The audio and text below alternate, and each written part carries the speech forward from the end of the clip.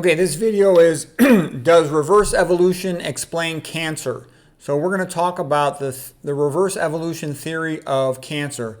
Just a brief meme here on cancer. The less you know, the more you believe. The idea that humans are evolving backwards and turning into dumb animals, sheep in particular, especially in the United States as they are being stupefied and feminized by the chemicals in their food, making them wimps and chickens and cowards, allowing their culture to be destroyed without even speaking up because they're afraid of being called names. Anyways, we're going to get to some real science here in a moment, but I just saw these while I was looking for reverse evolution stuff, and they seemed funny enough that I would include them in the talk. So here's more reverse evolution. You know, Western civilization, the greatest civilization that has ever existed on the planet. This multicultural stuff's all BS. No one else has the magnificent art, literature, music, architecture, sculpture of Western civilizations, where the scientific method came from. Give me a break. And we're voluntarily letting ourselves turn into third world crap holes, okay, because people are afraid of being called names. I mean, it's pathetic. So we are evolving backwards. Western civilization is allowing itself to be destroyed because it's become so wimpy and stupid. Okay, just one quick tie-up to my last lecture before we get into the new biochemistry of cancer type stuff. It's not going to be too technical, this talk. Okay, the pentose phosphate pathway, which is really for making like the ribose components, etc., for your DNA, your nucleotides. And this runs off the beginning of glycolysis. It's called the pentose phosphate pathway. The reason I included it here is that it is also dependent on intracellular pH. When the intracellular pH alkalinizes, becomes more basic, you will not only run more glycolysis, more anaerobic metabolism, you'll also run the pentose phosphate pathway more. And the way I think of it is, under normal conditions, a cell runs oxidative metabolism because you can make 18 times as much ATP through mitochondrial respiration, oxidative phosphorylation of glucose, than you can through just burning it anaerobically, through fermentation, through glycolysis. So that's what the cell wants to do. But in a biosynthetic mode, like for cancer, it'll shift to running its energy production off of glycolysis and pulling carbon skeletons off of glycolysis, like for the pentose phosphate pathway. And this happens when you have high insulin levels. It also happens when you have tissue hypoxia. And sort of what was interesting about this, why is this all worth talking about? Because the point is that the same thing that causes high insulin level is associated with tissue hypoxia. High fat diets, sticking the red blood cells together, rouleau formation, blood sludge, decreasing the oxygen delivery to the tissues. That's tissue hypoxia. Then you activate the whole hypoxia-inducible factor pathway, which I just gave a lecture about yesterday. Okay, so I'm trying to show you is that all this stuff that promotes cancer, it all goes together with high-fat diets, high-sodium diets. Okay, and then patients becoming obese, hypertensive, diabetic, and developing atherosclerosis. Okay, now to the new stuff. That was just a little house cleaning, okay?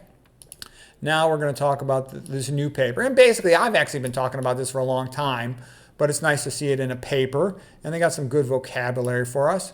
So the name of the paper is Tumor Metabolism Might Reflect Cancer Formation, Carcinogenesis, as a reverse evolution pathway, dismantling multicellularity. So what they're basically saying is, a normal cell is part of the human body. It's a eukaryote. We are eukaryotes. EU means true in this context.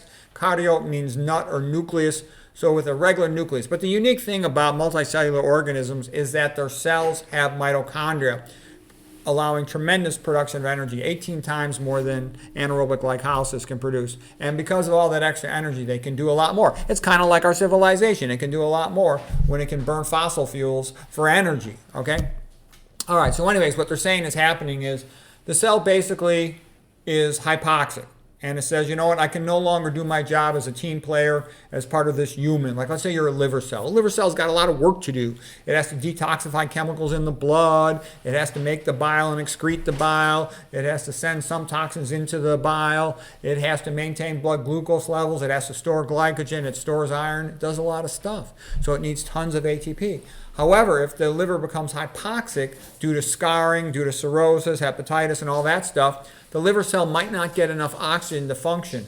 And in a sense, what it's doing is it's transforming itself into no longer being a team player as a participant in helping the liver to do the liver's job. Instead, it becomes only out for itself. It becomes selfish. All it cares about is replicating itself.